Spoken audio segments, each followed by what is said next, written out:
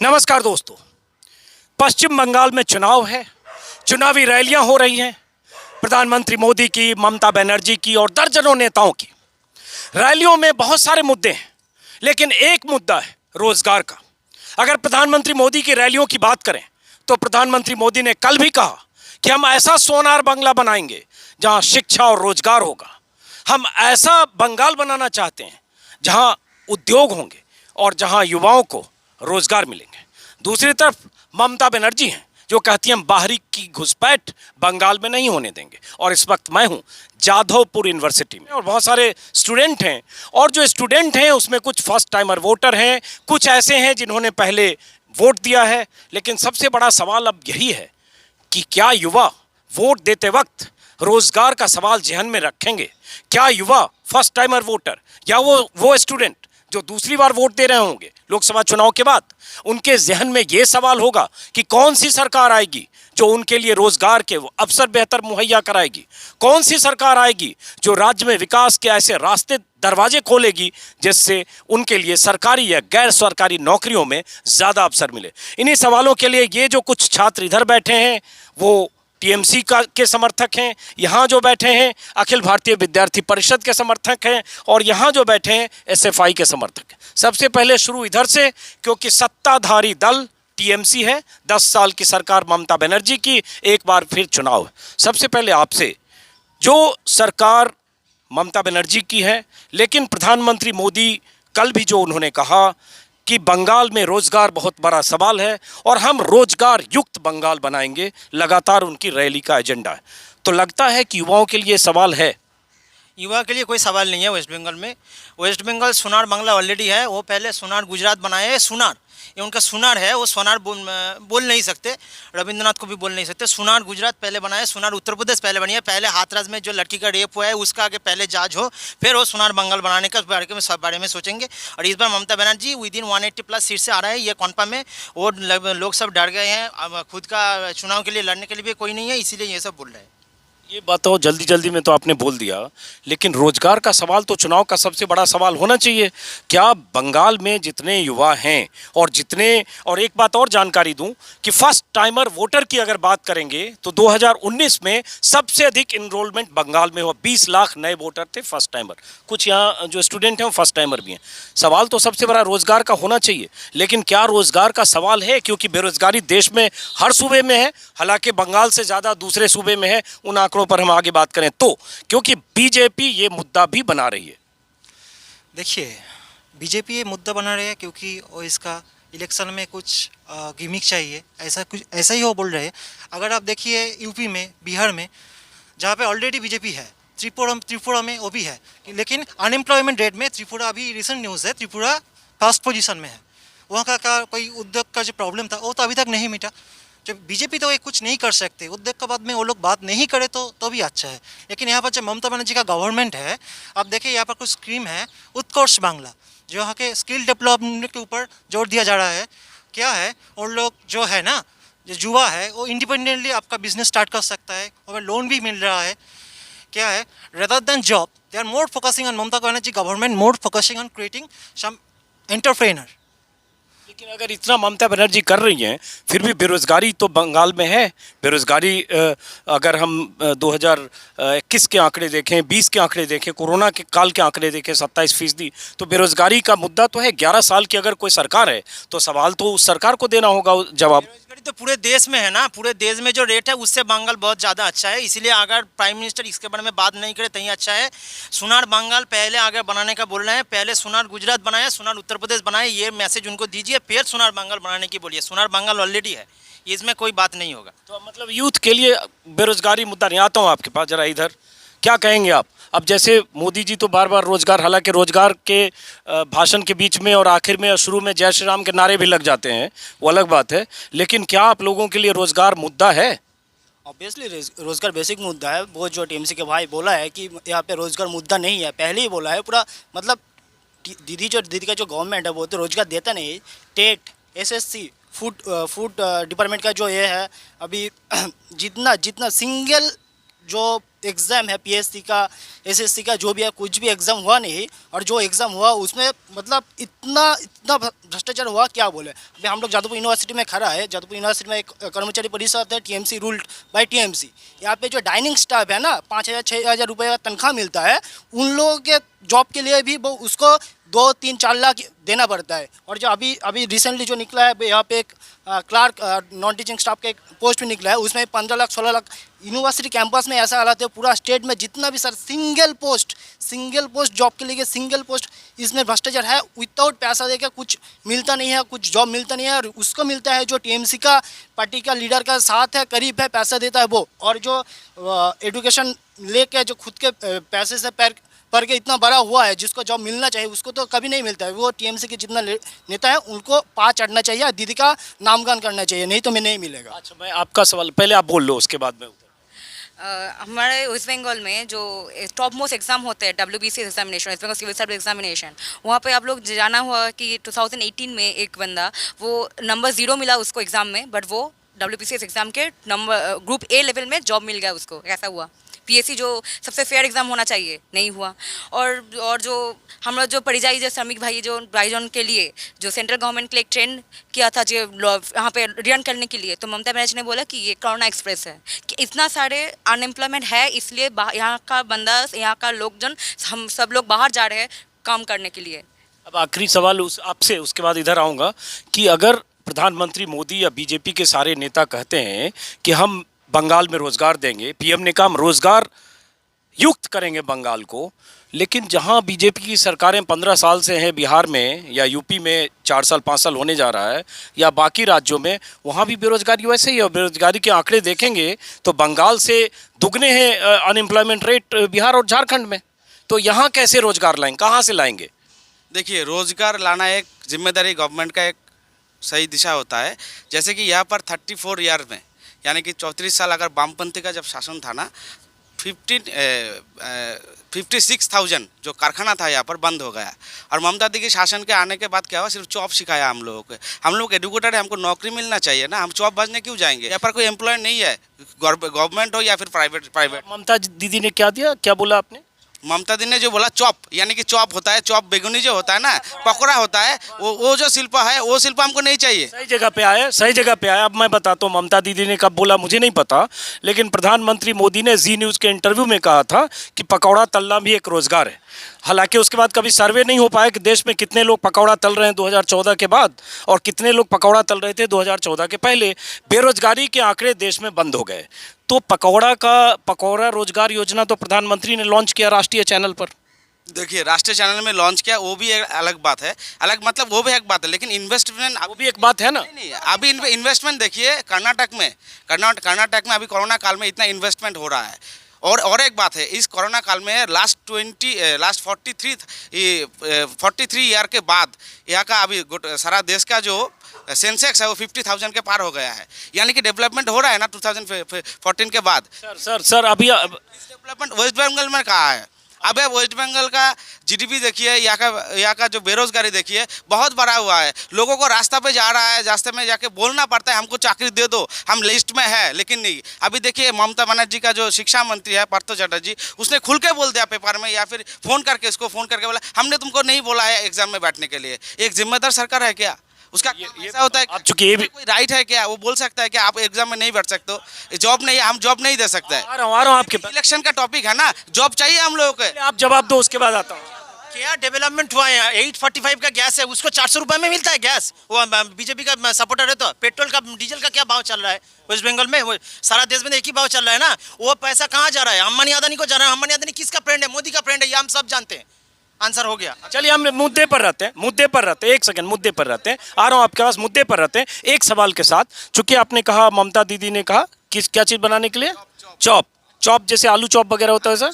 और मोदी जी ने पहले पकौड़ा के लिए कहा था। 1 मिनट, तो चूंकि ममता दीदी से तो आपको एतराज़ है, लेकिन अगर पकौड़ा तलने का रोजगार मिले, पढ़ाई करके जादवपुर यूनिवर्सिटी से PhD करके, MA करके, BA करके, तो आपको कोई दिक्कत है कि नहीं कि ठेला लगाना पड़े? देखिए, बात जो है, हम उसने वो भाई साहब जो बोला है ना, नहीं भाई साहब ने, ये इस भाई साहब का जवाब दीजिए। आपका बात मैं समझ गया। ठीक है, समझ गया, जवाब दीजिए। इतना भी बोला, आपको इतना भी बोला ना कि अभी कोरोना काल में भी देश का जो डेवलपमेंट है, कर्नाटक में देखिए कितना इन्वेस्टमेंट हो रहा है, सेंसेक्स 50,000 के बाद पार हो गए, लेकिन डेवलपमेंट हो रहा है ना सारा देश में। आपने बोला छत्तीसगढ़ बिहार का, बल्कि वेस्ट बंगाल। चलिए, हाँ। तो जो संयुक्त मोर्चा है उसका मैनिफेस्टो के बारे में देखिए, जो 100 डेज वेज एम्प्लॉयमेंट था that will be done for 150 days.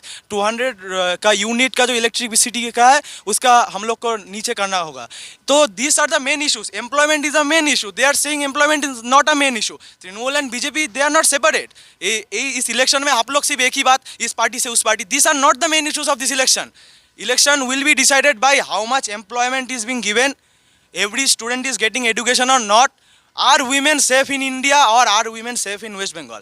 In this question of women safety, I would like to request you to ask चलिए, ठीक है, बिल्कुल बिल्कुल सही कहा आपने। हाँ, मैं पहली बात ये कहना चाहूँगा कि ये जो ममता और मोदी जो है, दोनों को रोज़गार के मामले में तो एटलीस्ट बोलने का अधिकार नहीं है। ये जो भारतीय जनता पार्टी, इसकी रीढ़ की हड्डी इतनी कमज़ोर है कि इन लोगों ने अनएम्प्लॉयमेंट डेटा निकालना बंद कर दिया। 56 इंच का सीना यहीं पर साबित होता है, ठीक है। कम से कम बाकी सरकारें निकालती थी तो इनका वो भी नहीं है। दूसरी चीज़ ये है कि इस बार पश्चिम बंगाल में एक जो राज्य का जो चुनाव है वो लड़ा जाना चाहिए सिविक मुद्दों पर। सड़क कैसी है, मतलब हेल्थ सिस्टम कैसा है, नौकरी कितनी मिल रही है एक प्रदेश में, पर कैपिटा जीडीपी एक इंसान कितना कमा रहा है, वो सब चीज़ें देखनी चाहिए। किंतु आप दोनों की तरफ से हालत देखिए, ये लोगों तो अभी इन लोगों को तो अभी रोज़गार पर बोलना पड़ा कि उनको कहीं ना कहीं लग रहा है कि वो जो ब्लेंड ऑफ हिंदुत्व है कहीं ना कहीं बंगाल में फीका पड़ रहा है, इसलिए कभी भाईपो और ममता लाया जा रहा है इस तरीके से। और यहाँ पर जो ममता बनर्जी है, इनके तो अलग ही है, 10 सालों से ये सरकार में है, लेकिन अभी तक इतनी सारे खाली पद, नौकरी निकालना तो अब छोड़ दीजिए, खाली पद में अभी तक बहाली नहीं हुई है। तो मुझे लगता है कि ये दोनों जो चीज़ें ये एक ही थाली के बेगन है, रंग अलग अलग है बट दोनों। एक तरफ यहाँ पर ये इनका चंडी पाठ शुरू हो जाता है, कभी यहाँ पर कभी इनका जय श्री राम शुरू हो जाता है। तो एक जो प्रदेश का जो चुनाव का जो डिस्कोर्स है कि मुद्दे को वो उसी से भटका रहे हैं। हम लोग जो संयुक्त मोर्चा के जो समर्थक हैं, हम लोग बहुत साफ तौर से कहते हैं कि महिलाएं सुरक्षित है या नहीं। और भारतीय जनता पार्टी महिलाओं के बारे में कैसे बोल सकती है? ये शायद से भारत के इतिहास में पहली बार हुआ कि एक महिला का बलात्कार हुआ, उसके बाद उसे जिंदा जला दिया बिना उनके घर वालों के ये के। डीएम हंस रहा है। तो भारतीय जो महिलाएं हैं पश्चिम बंगाल की, उनको भी सावधान होना चाहिए कि अगर भारतीय जनता पार्टी की सरकार अगर आती है तो क्या हश्र होगा। और हम लोग बार बार ये चीज़ कह रहे हैं कि हम लोग जो संयुक्त मोर्चा के जो समर्थक है, कितना भी कुछ बोल रहे, हम लोग नौकरी पर कैपिटा जीडीपी पर लॉ एंड ऑर्डर के मामले में लड़ेंगे। और ये भले बाइनरी क्रिएट करते रहे, क्योंकि हम उसी पर ही हम लोग। चलिए, अब जरा गर्ल्स से भी बात करते आता हूँ आपके पास कि देखिए, लड़कियों का मुद्दा या वुमेन सेफ्टी का मुद्दा, ये सब मुद्दा तो है, और उसके साथ एक एम्प्लॉयमेंट बहुत बड़ा मुद्दा है। आप लोग ने बताया कि आप फर्स्ट टाइमर वोटर हो, तो आपके जहन में वोट देते वक्त एज ए यूथ क्या होगा? एज अ यूथ मैं फर्स्टली सोचूंगी कि as I am safe in India and my education, am I continue my education after HS as my family condition with the scholarships के बनारे वो कम कर दिए जा रही है। इससे क्या होता है कि हम अगर हायर एजुकेशन के जाने अगर चाहे भी तो नहीं जा सकते हैं, या हमारे फैमिली में वो तो हमारे बारे में बहुत फिक्र करते हैं। क्योंकि आज हम रात के या मैं जादवपुर से मैं मेरे घर पे जाऊंगी, क्या मैं लौट सकूंगी? क्या मैं जिंदा लौट सकूंगी? मेरी मम्मी इसके लेकर फिक्र में रहती है कि मैं अगर आऊँ भी तो क्या लौट सकूंगी। अच्छा, ये बताओ बेटा, आपका क्या नाम है? मेरा नाम अनन्या है। जैसे ये कह रहे हो ना कि ये फिक्र है जिंदा लौट सकूँ, मैं तो दिल्ली से आया, लेकिन मैं 4 बजे सुबह तक भवानीपुर में किसी ढाबे के पास, कहीं चाय वाले के पास, मैं तो रात में घूम रहा हूँ। बहुत सारे फीमेल रिपोर्टर्स भी घूम रही हैं। तो क्या कोलकाता में इतना बड़ा इशू है रात में घूमना? मैं पूछ रहा हूँ आपसे। ईव टीजिंग के बारे में अगर आप देखें तो ये इतना बढ़ गया है कि अगर आप ये रात में जाए तो यह सेफ नहीं है। अगर आप देखें भी तो लेडीज़ कमरा में ढुककर कोई मेल बलात्कार कर दिए जा रहे हैं। এবং इसके बारे में आप न्यूज़ चैनल में भी बहुत चेतावनी दी जा रही है, बहुत एड्स भी आप देख सकेंगे। तो ये तो ऑब्वियसली है कि जब हथरास की घटना हुई तब क्या आपको लगता है कि जब महिलाएं भारत में सेफ है या वेस्ट बंगाल में भी वो क्या सेफ है? As a prime minister state wise अलग अलग सवाल है, हर जगह घटनाएं होती है। कहीं रेप का रेट या क्राइम का रेट यूपी का अलग है, कोई नंबर 1 है, कोई कंपटीशन है। लेकिन हम थोड़ा यूथ रिलेटेड इशू पर आते हैं, नहीं तो लॉ एंड ऑर्डर पर ज़्यादा जाएगा। आप about the whole female thing. I think both the parties, be it like the TMC or the BJP, they've always tried to romanticize this idea of women, issues. ये इसको romanticise करना बंद कीजिए, इसको रिकॉग्नाइज करना बंद कीजिए, इसको कुछ आप सोल्यूशन भी निकालिए. अब इतना इसको रोमांटिसाइज करते कि हाँ इशू है, सबको पता है इशू है, आप सोल्यूशन दीजिए ना कुछ.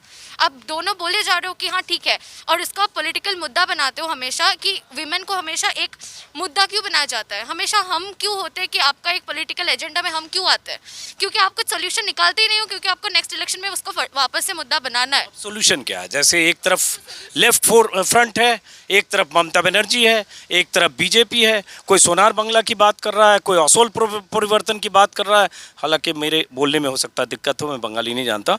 तो फिर सोल्यूशन, एक मिनट जरा इस लड़की से. मुझे लगता है कि सोल्यूशन आपको ऐसे डायरेक्टली आप जाके बोल नहीं सकते कि हाँ वुमेन पे बात करते हो, उसको ऊपर से हटा दीजिए. आपको जड़ तक जाना है, और रूट में आप तभी पहुंच सकते हो जब आप हायरार्की लाइक समझो. आपको ऊपर से नीचे तक जाना है. विमेन इशू है क्यों है, बिकॉज इनइक्वालिटीज़ क्यों है सोसाइटी में, आप ऐसे क्यों ट्रीट किए जा रहे हो आप.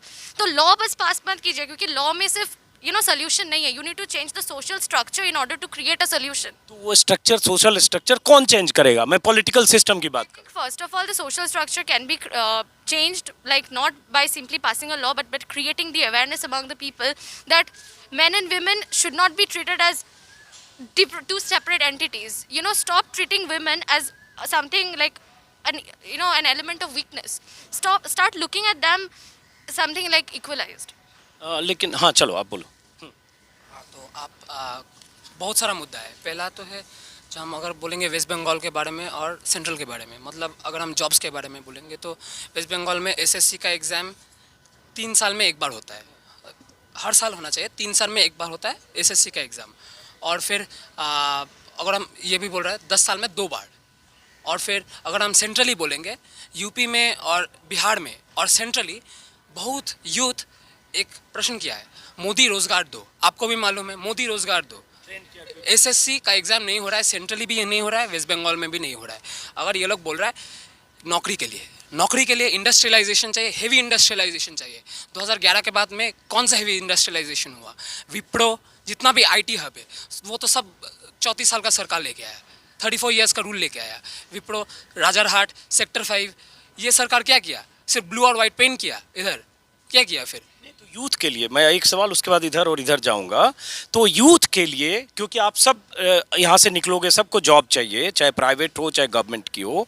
यूथ के लिए कैसे लगता है कि कौन सी सरकार आएगी तो कि उसके बाद एम्प्लॉयमेंट जनरेट होगा? अगर हम बोलेंगे सरकार के पास कोई जादू का झड़ी नहीं है, पर सरकार को फोकस क्या करना चाहिए? अगर कोई सरकार अगर फोकस करेगा रिलीजन के ऊपर, अगर कोई सरकार फोकस करेगा ये छोटा सिंडिकेट के ऊपर, अगर चॉप शिल्पों में अगर कोई फोकस करेगा, अगर पकौड़ा शिल्पों में अगर कोई फोकस करेगा, तो उस सरकार का अटेंशन आपको मालूम हो जाएगा. अगर किसी सरकार जॉब्स के बारे में फोकस करेगा, उसका भी एजेंडा आपको मालूम हो जाएगा. तृणमूल इसके ऊपर फोकस कर रहा है, जो भाईपो, फिर आपका कौन किस में ट्रांसफ़र हुआ, इसमें फोकस कर रहा है. बीजेपी सिर्फ पार्टी चेंज करने में फोकस हो रहा है और रिलीजियस टेंशन लाने का फोकस कर रहा है. ये आउटसाइडर इनसाइडर बाइनरी तो तैयार करने का असल में. दूसरे के पास चाहता हूँ दोबारा, पहले एक इधर से आंसर लेने. आप एबीपीपी में? Yes sir. जॉब कैसे लेना है, हम लोग का सजेशन दे सकते हैं स्टूडेंट होने के नाते. मुझे लगता है कि जो टीचर लोग का एक्सटेंशन 60 तक पहले था, उसका एक्सटेंशन कर 65 किया था टीचर लोगों के लिए, ठीक है. और 10 साल में 2 बार एसएससी हुआ है. तो मतलब क्या, जो टीचर लोग वो एक्सटेंशन किया है, वो लोग अगर रिटायर हो जाए वहाँ पे कुछ वैकेंसी आएगा. और इतना 10 साल में 2 बार हुआ है ना, तो वहाँ पे एक वैकेंसी है. ये टीचर लोगों के लिए है. और भी है, जितना इलेक्ट्रिक डिपार्टमेंट है, फूड डिपार्टमेंट है, जितना भी डिपार्टमेंट है, सब डिपार्टमेंट में ऐसा वैकेंसी है. और मैं इंजीनियरिंग बैकग्राउंड से हूँ, तो मुझे पता है, मेरा दोस्त लोग सब काम कर रहे हैं इधर उधर. 3 जन मिलकर 1 जन का काम करता है. एक असिस्टेंट इंजीनियर, 3 जन सब असिस्टेंट एंड असिस्टेंट इंजीनियर का काम करता है. और जो सब असिस्टेंट है वो भी 4-5 मिला के काम करता है. तो इतना सारा वैकेंसी है ऑलरेडी, जो गवर्नमेंट नहीं देता है. क्योंकि मतलब गवर्नमेंट के पास बोलता है मेरे पास पैसा नहीं है, वो डायरेक्टली नहीं बोलता. कौन गवर्नमेंट ये दे देगा? मुझे नहीं पता. हम लोग स्टूडेंट हैं, हम स्टूडेंट के नाते हम लोग सजेशन दे सकते हैं, ठीक है. जो भी गवर्नमेंट आएगा वो ये सब कर सकते हैं. तो वो क्या करता है, वो जो गवर्नमेंट एग्जिस्टिंग गवर्नमेंट है, जो एग्जिस्टिंग गवर्नमेंट रहता है वो कर नहीं पाता है. जो बाहर रहता है वो कहता है हम करने आएंगे, और जहाँ वो रहता है 15 साल वहाँ कुछ नहीं कर पाता है. वेस्ट बंगाल में सिचुएशन अलग है ना. यहाँ पे जितना सारा पैसा है, क्या करता है वो, जितना सारा क्लब है, क्लब को देता है, अभी पूजा हुआ पूजा को दिया है और 2 लाख करके दिया है। और जो मुस्लिम आर्टिस्ट यहाँ पे बहुत बड़ा मुद्दा है, ठीक है, वो भी करता है, ठीक है।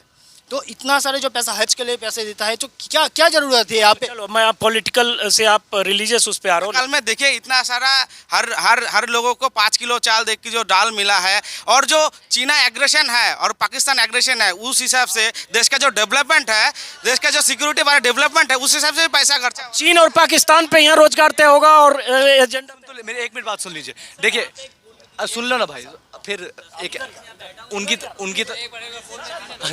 ठीक है आराम से एक एक करके बात करते हैं, ठीक है। हाँ मैं कह रहा था, सुनिए, देखिए पहली बात तो है कि ये जो भारतीय जनता पार्टी है उसने जब आई थी वो कह रहे थे 80 लाख नौकरी दिलेगा, तो आपको समझ देखिए नौकरी की बात हर कोई कर रहा है, लेकिन इसका प्रैक्टिकल अप्रोच किसने? हमारी जो संयुक्त मोर्चा है उसने स्पष्ट रूप से कहा है कि सबसे पहले हम जो खाली पैदा उनकी बहाली करेंगे। तो लोगों को ये समझना चाहिए कि हम लोगों का जो कह रहे हैं वो सच है, क्योंकि हम लोग भी तो कह सकते हैं 2 करोड़, मोदी जी जो बोले तो 2 करोड़, उसके बाद तो अनएम्प्लॉयमेंट का डेटा ही गायब हो गया। तो हम लोग उस तरह के झूठे वादे नहीं करते, स्पष्ट रूप से कह रहे हैं कि समय लगेगा 5 साल का, और कि हम लोग धीरे धीरे उस पर पद की बहाली करेंगे। और एक लास्ट बात मैं कहना चाहूँगा कि यहाँ पर एक बस की महिला सुरक्षा की जो बात, उस पर मैं कहूँगा कि आप एनसीआरबी का डेटा उठा के देख लीजिए। 34 साल के वेस्ट का जो लेफ्ट फ्रंट का रूल था, उसमें डाउरी रिलेटेड डेट, विमेन के जो बलात्कार के जो रेट्स थी सबसे ज़्यादा कम की थे, और ये 30, और इससे ये सिस्टमेटिक तरीके से दलित पर जो अत्याचार था, माइनॉरिटीज़ पर जो अत्याचार था सबसे कम था। और ये लोग जब आएंगे तो देख लीजिए महिलाओं को रेप होगा, रेप हर जगह पर होता है, रेप होने और आपको थाने में एफआईआर लिखाने के लिए अपने आपको आग लगानी पड़ेगी। मैं यहाँ पे इसलिए इस पर डिबेट पर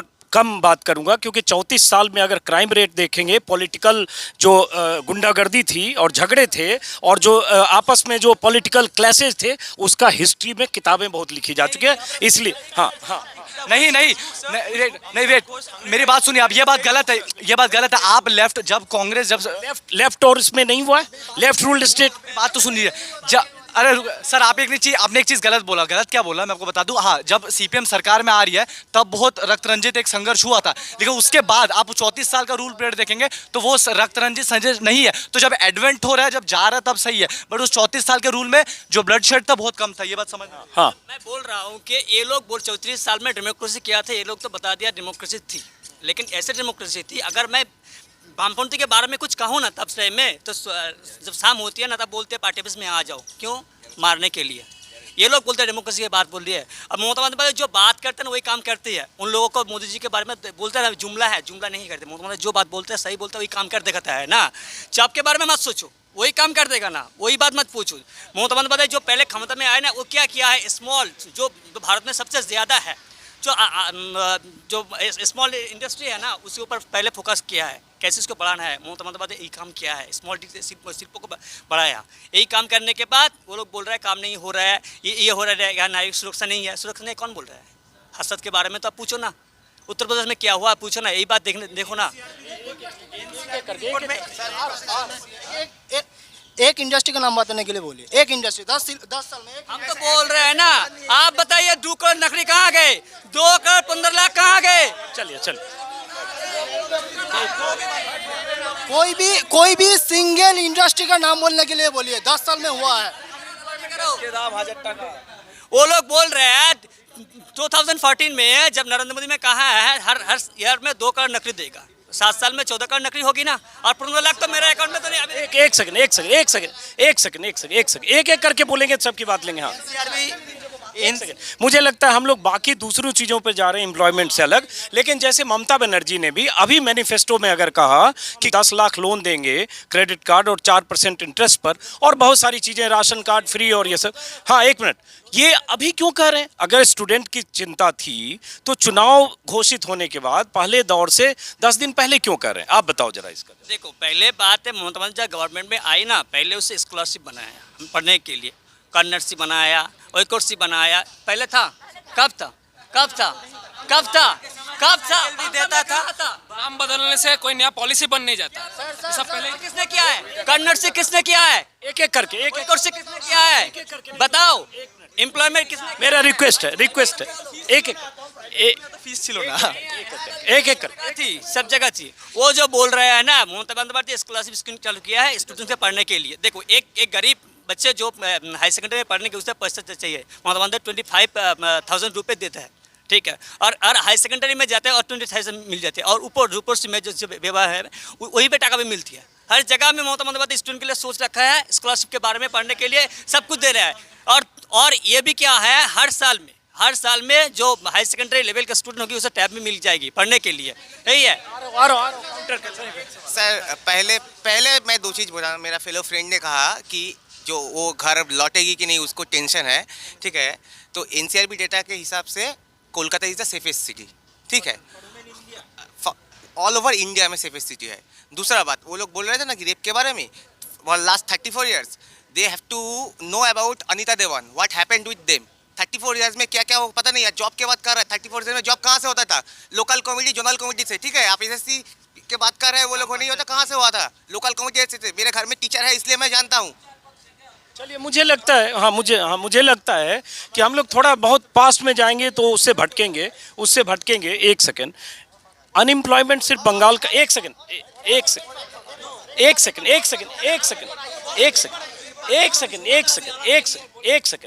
चलो।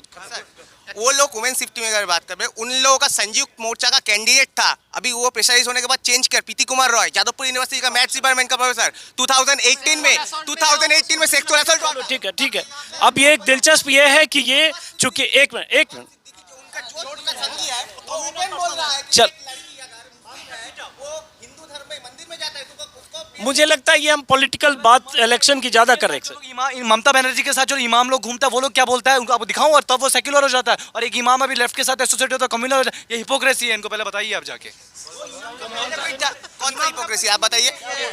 वो तो सेकुलर बोल रहा है ना। वो लोग वुमेन सेफ्टी के बारे में बात करें। अगर वो वुमेन सेफ्टी के बारे में, हम वुमेन सेफ्टी के मैटर में बोल रहे हैं। एक अगर आदमी बोलता है मैं उसको, बाद वो लोग सपोर्ट करते हैं उसको, पहले वो बोल रहे हैं कि दे सपोर्ट दिस और नॉट, वन यस और नो, यस और नो। चलो, मुझे लगता है आप लोगों के मीडिया में बहुत गर्दन पकड़ के गर्दन पकड़ के ऐसे बोल रहे हैं। आप लोगों के देखा चिल्लाने में बहुत माहिर है ये।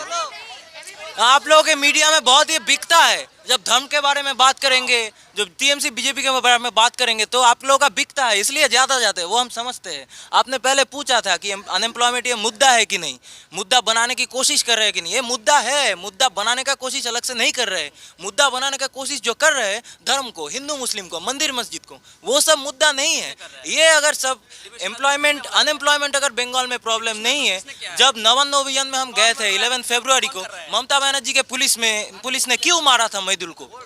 पेशेंस हमें भी है, पेशेंस नहीं था तो इसको ये बैठा है ना। My Trinamool friends was talking that about women security. We have taken many examples like Kamduni, like Park Street and the Jharna Barman in English बाजार, वहाँ उसको चोपड़ा, वहाँ पे एक लड़की को रेप करके जो एकदम अग्निदग्ध कर डाला। और एक है इन निमता में, बेलघोरिया में, एक 85 ईयर्स ओल्ड लेडी को बहुत पिटाई किया तृणमूल गुम्स ने। बट हमारा वेस्ट बंगाल लेडी सीएम उसके बारे में कुछ नहीं पता, वो कुछ नहीं पता, उन लोगों को बोलने नहीं देता है। अब ये बताओ, एक सेकंड। देखो, एक प्रॉब्लम क्या है कि चूंकि ये सब लोग पॉलिटिकली एसोसिएटेड हैं, ये टीएमसी से, ये लेफ्ट से, ये बीजेपी से। अब आज एबीवीपी, अखिल भारतीय विद्यार्थी परिषद, एक सेकंड, अखिल भारतीय विद्यार्थी परिषद, एक सेकंड क्लियर करते, अखिल भारतीय विद्यार्थी परिषद बीजेपी से कोई रिश्ता नहीं, आप कहोगे ऑन रिकॉर्ड? हाँ, ऐसा हम लोग कभी डायरेक्टली सपोर्ट नहीं करते। एक मिनट मुझे बोलने दीजिए प्लीज। वो लोग टीएमसी का नाम लेकर चलता है, वो लोग ऐसे बात तो लेफ्ट है ही, तो और हम लोग को नेशनलिस्ट है। एक मिनट, अब मैं आइडियोलॉजी के बारे में बोल रही हूँ। वो लेफ्ट आइडियोलॉजी फॉलो करते हैं, हम नेशनलिस्ट आइडियोलॉजी फॉलो करते हैं। आप क्लियर करने दीजिए प्लीज, फिर आप क्वेश्चन कीजिए। तो हम नेशनलिस्ट आइडियोलॉजी फॉलो करते हैं। अगर कोई ऐसा कुछ पॉलिटिकल पार्टी जो नेशनलिस्ट आइडियोलॉजी फॉलो करते हैं, हम उस लोगों को फॉलो करेंगे। अभी बीजेपी है। एक मिनट नहीं, बहुत आप डाइवर्ट। एक सेकंड आपके, एक सेकंड आपका पॉलिटिकल, आपके लिए पॉलिटिकल पार्टी, एक सेकंड एक गुस्सा मत करो, एक सेकंड आपका पॉलिटिकल लीडरशिप कौन है? मोदी है कि नहीं है? पहले ये बताओ। आप सब जो लोग बाल रहे हो, नहीं, किस पार्टी के लिए आप बात कर रहे हो? एबीवीपी का, एक सेकंड, एबीवीपी का कोई एमएलए कैंडिडेट तो नहीं है, बीजेपी का है, तो बीजेपी के लिए बात कर रहे हो। पहले कि हम नेशनलिस्ट आइडियोलॉजी फॉलो करते हैं और अभी इंडिया में मैं क्लियर कर देता हूँ क्या है। अखिल भारतीय विद्यार्थी परिषद राष्ट्रीय स्वयंसेवक का छात्र विंग है, एक बार सोच लीजिए, ठीक है। राष्ट्रीय स्वयंसेवक का ही बीजेपी है, यह सोच लीजिए आप। सुनिए, देखिए अखिल भारतीय विद्यार्थी परिषद आपने हालत देखा तो जब जॉब के मामले में घिरना शुरू हो गया पाकिस्तान, ठीक है, चाइना तक चले गए और यही वो चाइना है जिसके साथ मोदी जी मिल के आते थे। तो मेरी बात सुनो भाई, बीच में मत बोलो और भाई एक भी बात सुनो और एक मिनट। और ये अखिल भारतीय विद्यार्थी परिषद जो है, अरे ये लोग तो जो जॉब के बारे में बात कहाँ से कर गए। अरे इनका जो हिंदुत्व का विचार था वो मोसिलिनी और हिटलर से मिलते मीटिंग था। अरे बीएस मून जी की डायरी में कि वेनिजो प्लाजो जो फासिस्ट जो गवर्नमेंट था, ठीक है, तो ये बात नहीं है, बात है। अरे मेरी बात सुनिए आप, मैं वहीं से आ रहा हूँ कि जॉब के मामले में जब आप कह रहे हैं कि ये लोग नहीं आ पाएंगे क्योंकि इनका जो जेनेसिस है, इनका जो उत्पत्ति है वो नौकरी को लेकर नहीं है, वो लोग घूम फिर के इसी में जाएंगे लोग। आपको जॉब के बारे में ही जानना है तो आपको ज़्यादा तो नहीं, ये 4 नंबर गेट से बाहर जाइए, वहाँ पे बंगाल लैम्प था, किसके अमल में बंद हुआ? सामने जाइए, सुलेखा, किसके अमल में बंद हुआ? वो तो लेफ्ट गवर्नमेंट था ना। उन लोग इस बारे में क्यों नहीं बात करते? और वो लोग जो बोले ना पाकिस्तान है तैन ये सब, मोदी जी क्या बोला था? घर में घुस के मारेंगे, ठीक है। वो पाकिस्तान गए, घर में घुसे और वहाँ पे क्या मारे? बिरयानी मार के चले आए। ये तो आपकी भी जुमलेबाजी है मोदी जी की। अगर एजुकेशन पे देखिए, आप अभी जहाँ पे खड़ा है एक स्टेट ब्रांड यूनिवर्सिटी है, जादवपुर यूनिवर्सिटी। यहाँ पर कितना फीस आप जानते हैं? हर साल में 1000 से भी कम फीस है आर्ट्स फैकल्टी में। इंजीनियरिंग फैकल्टी में कितना फीस है? 3000 का कम है। ये सिर्फ ममता गवर्नमेंट है, इसलिए ये है। अगर आप ये देखिए, यहाँ पर आप जानते हैं जो इंजीनियरिंग पढ़ते हैं ना, उन लोग को स्वामी विवेकानंद मेरिट का मेन स्कॉलरशिप मिलता है। मुझे भी मिलता है, मैं एक स्टूडेंट हूँ यहाँ पर, ये 5000 तक मिलता है, ठीक है। एक सवाल उसके बाद इधर आऊँगा। सर ये तो इन लोगों को भी शर्म करना चाहिए। यहाँ पर स्टूडेंट्स यूनियन कैसे आंदोलन करके ये पूरा 1235 का फीस करके लाया। मास कॉम का फीस था 60,000, फिर लाया 40,000, फिर लाया अभी 26,000 में। ये तो स्टूडेंट्स का यहाँ पर जय है। और इधर और ममता बनर्जी का गवर्नमेंट वो गवर्नमेंट था जो कॉलेज में स्टूडेंट यूनियन इलेक्शन बंद करवा दिया था। तो यही जो ढपेर चपगुলো দিচ্ছে ওগুলো শুধুমাত্র ওই নবান্ন 14 তলায়, ঠিক আছে। एक जवाब लेके तब आ रहा हूँ। तो जादवपुर में इस साल स्टूडेंट यूनियन का इलेक्शन हुआ है और यहाँ पर जो स्टूडेंट इलेक्शन है ना, वो एजुकेशन में ज़्यादा फोकस नहीं करता है। वो क्या फोकस करते हैं? यहाँ पर जो आप खड़ा है ना, यहाँ पर जो खड़ा है ना, ये कोई बाहर से लोग लेकर आता है यहाँ पर। चलिए अभी एक सेकंड पहले इधर तो सबको बराबर मौका मिले। यहाँ से चीन और पाकिस्तान आपने बोला था शायद, तो हम लोग बात यहाँ रोजगार पे बात करने के लिए सब जमा हुए। तो चीन पाकिस्तान, एक सेकंड, चीन पाकिस्तान की एंट्री तो आपने की इसमें, तो रोजगार का मुद्दा, अनएम्प्लॉयमेंट का मुद्दा जो कॉलेज कैंपस में यहाँ से पास आउट करेंगे उसके लिए सबसे बड़ा मुद्दा होना चाहिए। तो आप चीन पाकिस्तान लेके उसमें क्यों आए? इसलिए आया क्योंकि बात का एक जहर होता है ना, एक सीक्वेंस होता है। वहाँ पर बात किया था, रुको, वहाँ का स्लोगन वो भी है।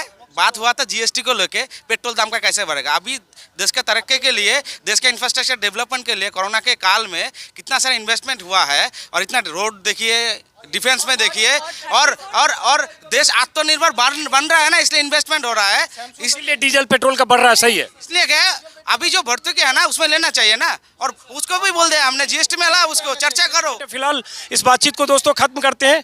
फिर से मैं बता दूं, ये अखिल भारतीय विद्यार्थी परिषद के सदस्य हैं जो बीजेपी को सपोर्ट करते हैं। अखिल भारतीय विद्यार्थी परिषद ये लेफ्ट फ्रंट के साथ हैं और ये टीएमसी के साथ हैं। ये बताना इसलिए ज़रूरी है क्योंकि इनकी पॉलिटिकल आइडियोलॉजी है, उसके नज़रिए से आप समझेंगे, उसके बरक्स अगर इनके स्टेटमेंट को समझेंगे तो शायद आसानी होगी। लेकिन हम हैं जादवपुर यूनिवर्सिटी में। इस यूनिवर्सिटी का इतिहास बहुत स्वर्णिम इतिहास है, लेकिन इस यूनिवर्सिटी को एक दौर ऐसा भी आया था जब छिटपुट घटनाओं को लेकर कुछ चैनल्स टुकड़े गैंग का यूनिवर्सिटी बता रहे थे। वो चैनल कौन थे, वो एंकर कौन थे, कहने की ज़रूरत नहीं है।